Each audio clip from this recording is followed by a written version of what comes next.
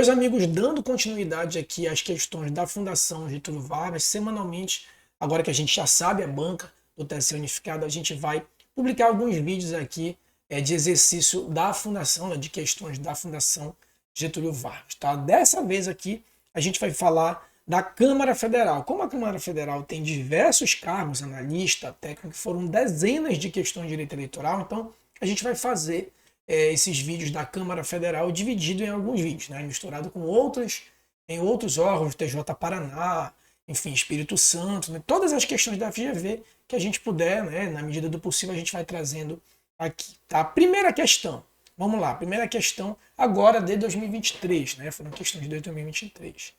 Pedro, em acirrada disputa com Antônio e José, logrou êxito em ser eleito prefeito do município Alfa de 20 mil habitantes, ou seja, 20 mil habitantes, primeira coisa, já tem só apenas o primeiro turno. Nessa eleição, Pedro recebeu 37% dos votos. Então, Pedro recebeu 37% dos votos.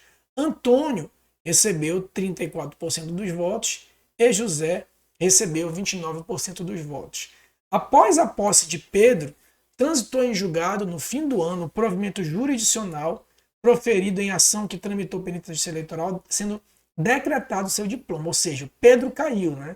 Pedro foi cassado, ele foi o primeiro lugar, sendo decretada a sua cassação. Em situações dessa natureza, vamos lá abrir o parênteses antes da gente responder.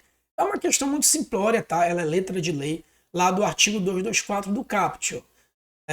Desculpa aqui, pessoal, coloquei código, lei 9504, mas deixa eu alterar, que na verdade é código eleitoral, tá? Deixa eu mudar esse erro material aqui. Pronto, o estagiário tinha feito errado, mas já corrigi aqui. Então, a gente tem, em relação à renovação das eleições, ou o que a gente chama de eleição suplementar, tá? Eleição suplementar, que é quando anula uma eleição e vai ser realizada outra eleição, a gente tem duas possibilidades, tá?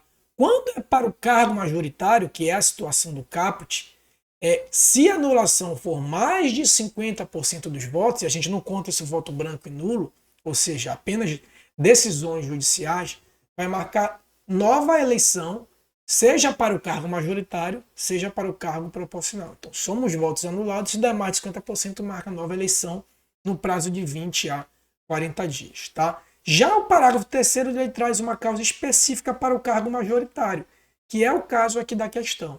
Se o primeiro colocado tiver seu registro indeferido ou cassado, independentemente do número de votos, vai ser realizada novas eleições. Né? Então, só para dividir com vocês aqui o esqueminha da nossa aula lá do 3 em 1, se eu não me engano, inclusive é uma das últimas aulas do 3 em 1, tá? Então a gente tem duas possibilidades, que é se for mais de 50% dos votos anulados, tanto no pleito proporcional quanto majoritário, realiza novas eleições, e se for indeferimento / cassação do primeiro colocado, e aí especificamente para o cargo majoritário, independente do número de votos, a gente também realiza novas eleições, que é aqui o caso da questão, né? Então, letra A, o Pedro caiu, né? Pedro foi cassado, então devem ser realizadas novas eleições. Por quê?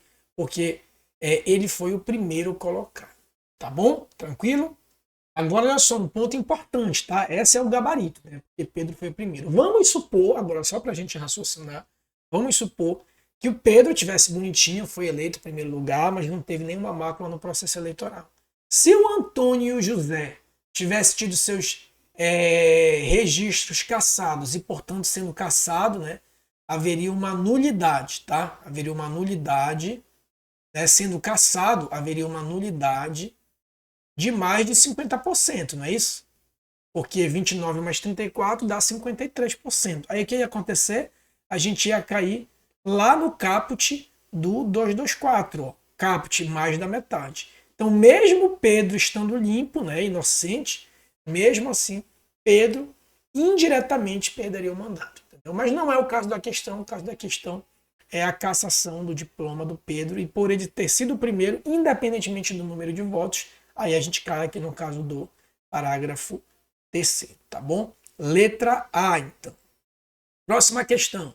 O diretório do Partido Alfa movimentou recursos financeiros nas eleições municipais do ano XX. Ao serem apresentadas as contas concernentes à campanha eleitoral, constatou-se que não foi aberta a conta bancária, né? Ou seja, olha o caixa 2 aqui. Não abriu a conta bancária, específica para as eleições, porque toda eleição tem que ser aberta uma conta bancária. E aí o órgão jurisdicional competente da Justiça Eleitoral, ao constatar o ocorrido, concluiu corretamente. Ou seja, meus amigos, então, todo e qualquer participante do pleito eleitoral, partido político e candidato, é obrigatório abrir conta bancária, tá? É obrigatório abrir conta bancária, tá? E a não abertura e o uso de recursos que não provenham aí dessa conta bancária enseja uma desaprovação de conta, tá? Então, questão aqui bem simplória, porque pediu letra da lei, né? Então, não movimentou recursos na conta bancária, automaticamente, né, as contas estão desaprovadas. Então, vamos lá escolher a questão. Letra A, não é fundamento suficiente para rejeição? Sim, né? A gente viu que é. Letra B, por configurar mera faculdade, não é faculdade, a gente viu que é obrigatório.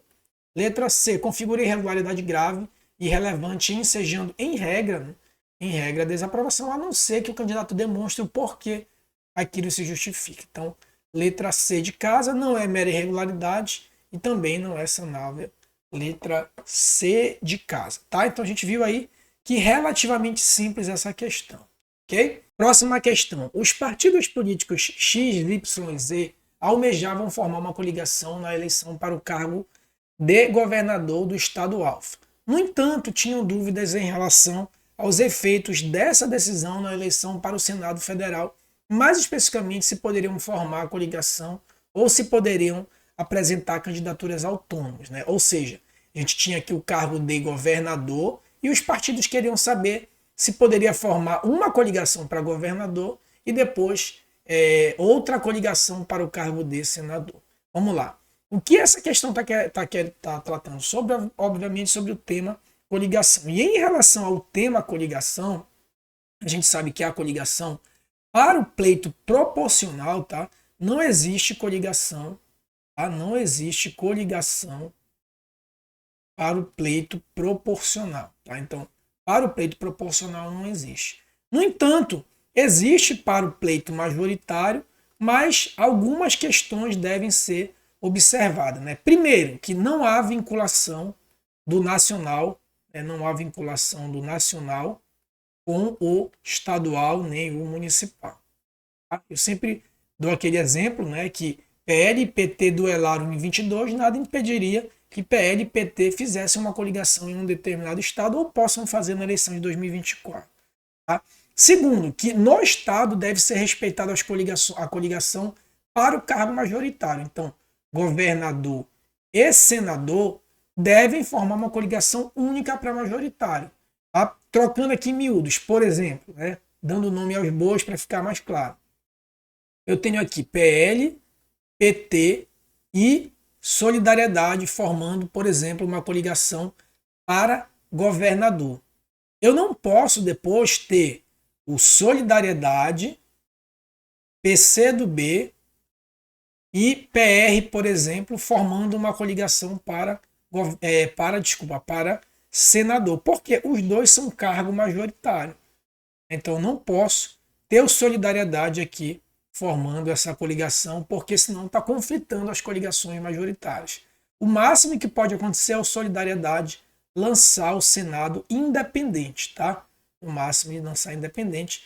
Essa questão aqui é o resumo da consulta 06005969 do TSE. Não é admitida a coligação para cargo do senador distinta do governador, né?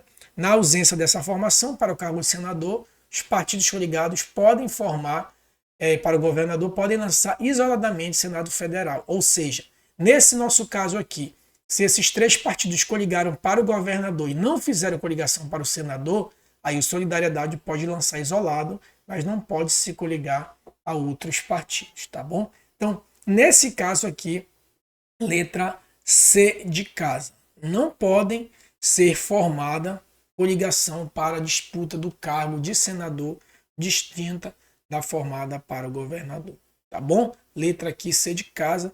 Essas foram as questões parte 1 da Fundação Getúlio Vargas, tá? Se ficou com alguma dúvida, quiser se aprofundar em direito eleitoral, não esquece de seguir a gente lá nas redes sociais, @prof.valber_oliveira, tá? Não esquece de se inscrever, curtir e comentar aqui o nosso conteúdo, tá? Toda semana a gente publica vídeos de direito eleitoral, tá bom? Se quiser se aprofundar em direito eleitoral, vou deixar o link aqui na descrição de curso de direito eleitoral para concurso ou para prática eleitoral. São dois cursos distintos, um voltado para a prática e outro voltado para concurso público, tá bom? Um forte abraço e até a próxima.